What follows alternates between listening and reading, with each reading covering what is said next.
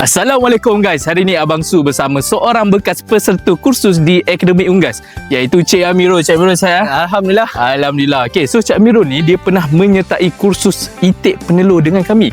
So Cik Amirul, apa manfaat yang Cik Amirul dapat lepas join kursus kami?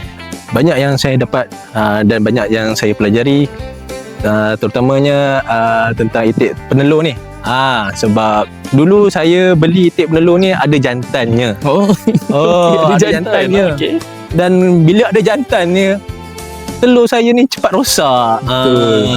So kat sini saya banyak belajar daripada segi pemakanannya, cara membuat makanan tambahan.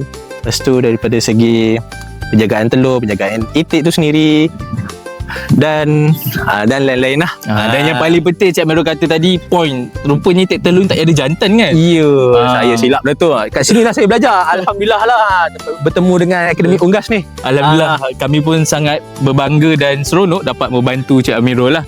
Kan? Dan sebab bukan apa, betul lah Cik Amirul, sebenarnya itik jantan ni, itik jantan penelur ni orang kata jantan tak guna kan? Betul, kan? betul. Sebab kita tak guna kan?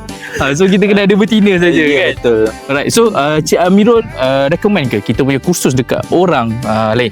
So sesiapa yang baru ataupun dah menternak itik penelur, sekiranya ada masalah ke, tak tahu apa ke, boleh datang ke kursus Akademi Unggas. Okey. InsyaAllah. InsyaAllah kita sama-sama belajar. Sama-sama belajar. Ya, betul. Okey, so terima kasih Cik Amirul. Terima kasih. Okey. Ni farm Cik Amirul ni nampak banyak itik kat belakang ni.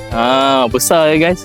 Farm Cik Amirul ni. Baik, alhamdulillah. So kalau korang berminat nak join kursus dengan kami, korang boleh tekan link di bio TikTok kita. Alright.